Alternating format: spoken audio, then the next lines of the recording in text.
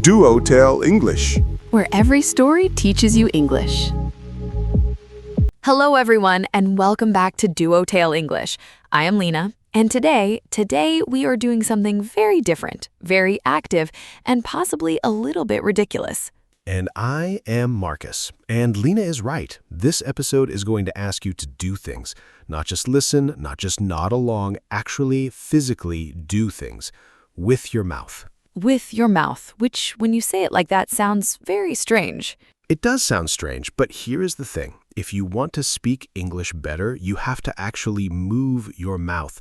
And most people, when they study English, just sit there. They read, they listen, they watch, they do everything except the one thing that actually trains speaking, which is speaking. So today, episode 14 of DuoTale English, we are your English gym. No expensive course required, no special equipment, just 5 simple exercises that take 5 minutes total.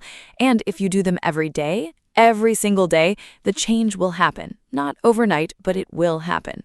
And before we start, a very warm welcome to everyone who is new here. On DuoTale English, we upload every day. Every single day, a new episode, new conversations, new vocabulary, new stories. So wherever you are in your English journey, there is always something new waiting for you. Please subscribe and turn on notifications so you never miss an episode. We are here every day, and so are you. Okay, Marcus, shall we go to the gym? Let us go to the gym. Okay, so Marcus, before the exercises, let me ask you a question that I know a lot of our listeners have thought about.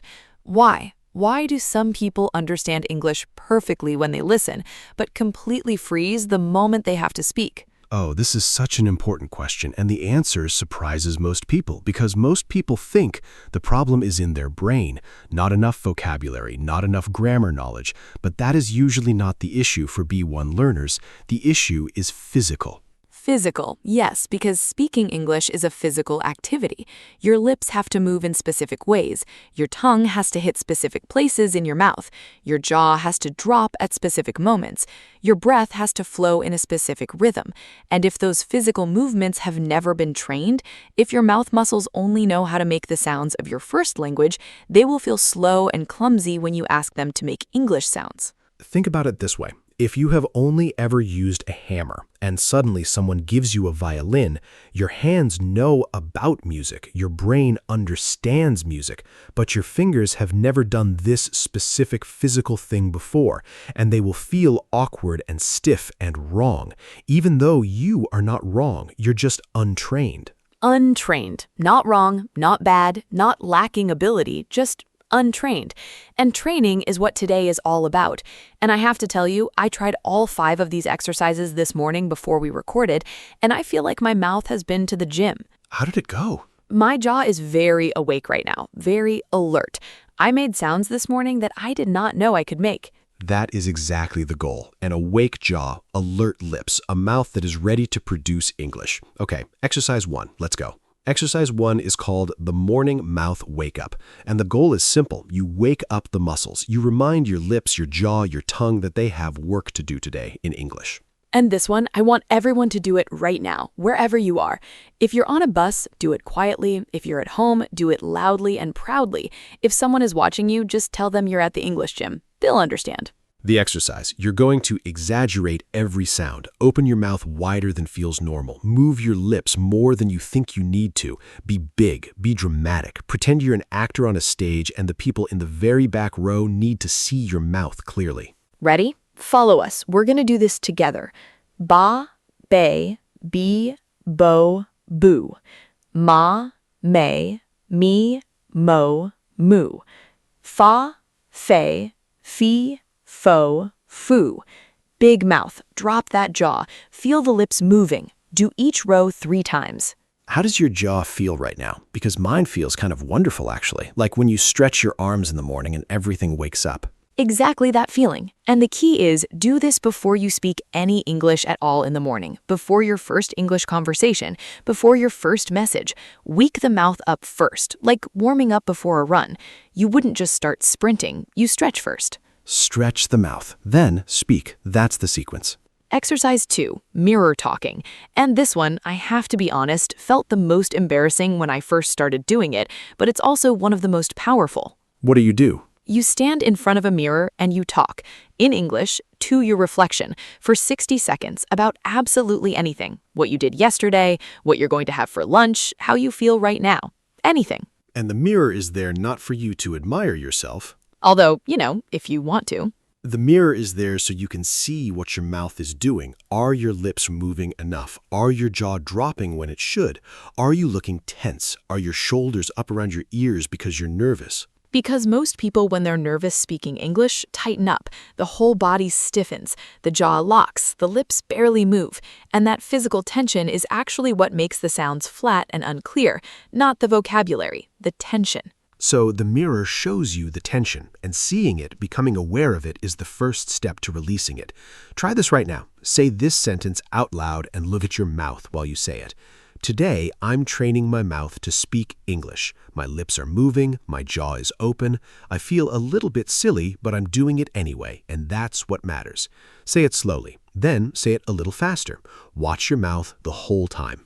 Did you notice anything? Were you tense? Did you see yourself relaxed as you went through it?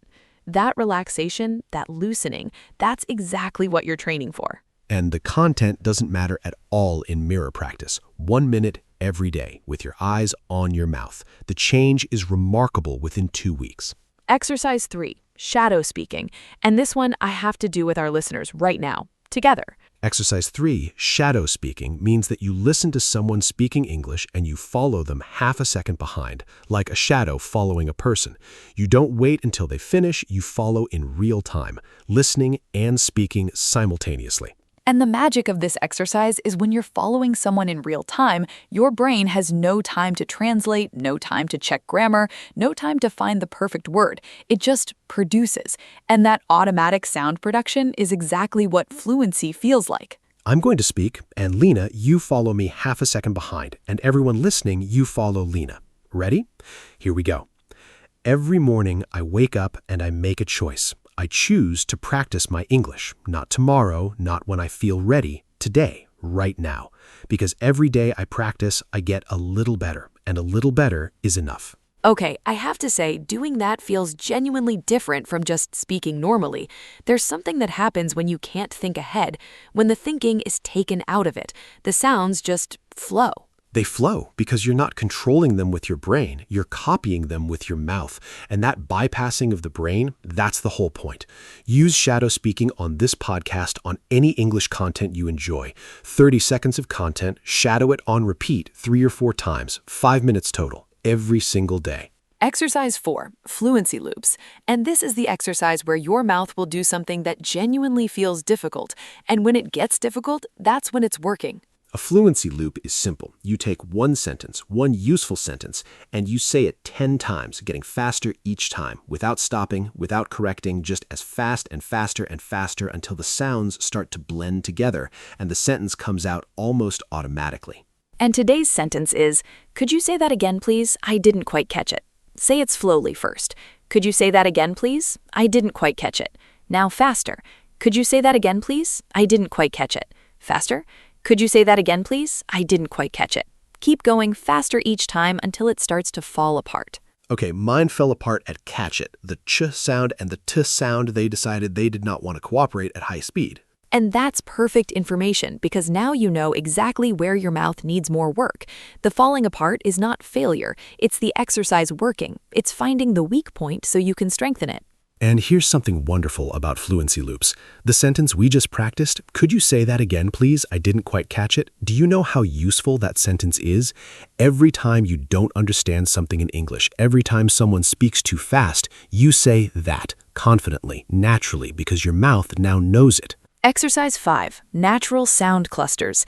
And this one is about sounding like a real English speaker instead of a textbook. Because when real English speakers talk, they blend, they connect, they flow. Words run into each other, some sounds disappear, some sounds change, and the result is natural speech, the speech that learners hear and think, why does that sound different from what I learned? Because it is different.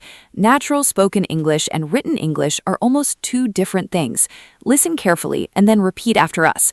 Written, what are you going to do? Natural, what are you going to do? Say it, what are you going to do? Written, I want to tell you something.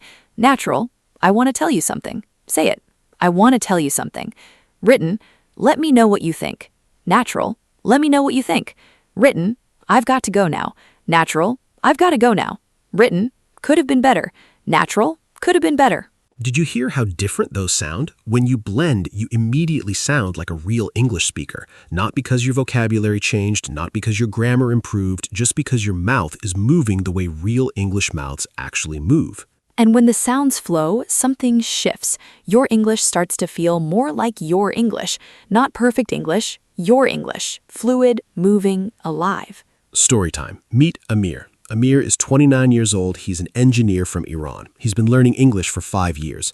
His reading and listening are excellent, genuinely B2 level, but his speaking is stuck somewhere around A2. And he has tried everything he can think of. More study, more listening, more watching, more vocabulary apps, and nothing moves the speaking forward because nothing he is doing requires him to actually produce sound, to actually move his mouth in English. And then he finds a short video online about mouth training for language learners, and he watches it feeling slightly skeptical. Like, this cannot be real. Saying BAY Bee BOO BOO in front of a mirror cannot actually help my English. That is too simple. That is almost silly. And he tries it anyway, because he has tried everything else, so why not this? Day 1, he feels ridiculous. His roommate walks past his bedroom door and hears him making strange sounds and knocks to check if he's okay. Amir opens the door and explains, "English, Jim." His roommate nods, very slowly, and walks away. The roommate nod, the "I do not fully understand this but okay" nod. The most supportive, confused nod in history. And Amir does all 5 exercises, 5 minutes every morning for 3 weeks. He feels nothing, no big change. He almost stops. But he does not stop. He does not stop. And then, week 4, he's in a video call with a colleague from the UK, and at one point he needs to ask the colleague to repeat something, and he opens his mouth and out comes, "Could you say that again, please? I didn't quite catch it." Smooth, natural, without thinking, without translating, without pausing. A fluency loop sentence, coming out automatically because his mouth had said it so many times it did not need his brain's permission anymore. And the colleague said, "Of course," and repeated the thing, and the meeting continued, normally, easily. And Amir sat there for a second after that call ended and thought, I did not freeze. I needed something, and I said it, and it came out. And it sounded normal. Not perfect, not impressive, normal. And for someone who has been freezing in English conversations for 5 years, normal is everything. Normal means the mouth is working. The mouth has caught up with the mind. 5 minutes a day, 3 weeks of feeling nothing, and then normal. Because the training was happening below the surface every day, getting stronger. Okay, everyone, vocabulary time.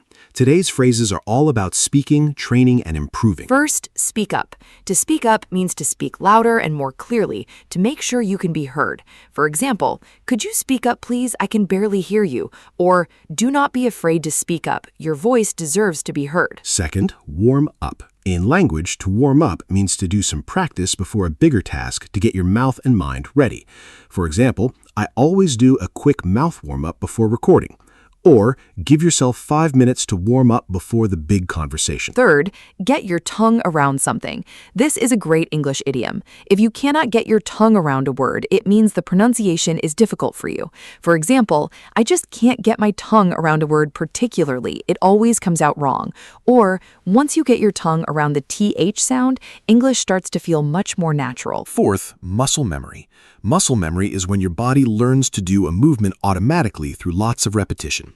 For example, after months of fluency loops, saying that phrase became complete muscle memory. Or, fluency is mostly muscle memory. Your mouth learns the patterns through repetition. Fifth, stumble over words. To stumble over words means to have difficulty saying something smoothly. For example, "I always stumble over my words when I'm nervous, but I'm getting better." Or, even native speakers stumble over words sometimes. It's completely normal. Sixth, find your voice. This expression means to develop your own comfortable, confident way of speaking that feels naturally yours. For example, "It took me a while, but I finally found my voice in English." Or keep practicing and you'll find your voice sooner than you think. And the last one, keep at it. To keep at something means to continue doing it persistently, to not give up, to keep going even when it's difficult. For example, the exercises feel strange at first, but keep at it, the results come. Or keep at it every day, and in 3 weeks, you'll feel the difference. 7 phrases, and I especially love keep at it for today. Daily practice, consistent effort, small movements that add up to something real over time. Okay, let's recap the 5 exercises one more time. These are your 5 daily English gym exercises. Exercise 1, morning mouth wake up. Ba, bay, bee, bo, boo. Ma, may, me, mo, moo. Fa, fe, fi, fo, foo. Big movements. Wake up the jaw and lips. 60 seconds. Exercise 2, mirror talking. Stand in front of a mirror. Talk in English for 60 seconds, about anything. Watch your mouth move. Notice the tension. Relax it. Exercise 3, shadow speaking. Take 30 seconds of any English audio and follow it half a second behind, simultaneously. No thinking, just copying the sounds. 3 times on repeat. Fluency loops. Take one useful sentence, say it 10 times, getting faster each time. Find where it falls apart. Own that sentence. Exercise 5, natural sound clusters. Pick 3 or 4 blended phrases, gonna, wanna, lemma, gotta, coulda, and practice them until they feel natural, until they stop feeling like shortcuts and start feeling like just how you speak. 5 exercises, 5 minutes total, every day. This is your English gym. No membership fee required. No membership fee, the most affordable gym in the world. And no queue for the equipment. You're always next. Okay, everyone, we're at the end of episode 14 of DuoTale English, and today we did something active together. We warmed up our mouths, we practiced shadow speaking, we looped sentences, we blended sounds, we went to the English gym. And we met Amir, who spent 3 weeks feeling like nothing was changing, and then one day opened his mouth and said exactly what he needed to say, naturally, automatically. Our question of the day, which of the 5 exercises felt the hardest for you today? Write it in the comments in English, and bonus points, use one of today's vocabulary phrases in your answer. We read every comment, every single day. We're here every day, uploading every day, and your comments are part of what makes this community real. Please subscribe and turn on notifications because we upload every day. Every day there's a new episode waiting for you. Share this episode with someone who understands English well but freezes when they speak. Tell them it's not your brain, it's your mouth, and your mouth just needs to go to the gym. Thank you for being here, for training with us today. Keep at it, everyone. Every day, 5 minutes. Bye. Goodbye. See you tomorrow, yes, tomorrow, for episode 15. Bye, Marcus. Ba, bay, bee, bo, boo. Ba, bay, bee, bo, boo. Bye, Lena. Bye, everyone. Go train.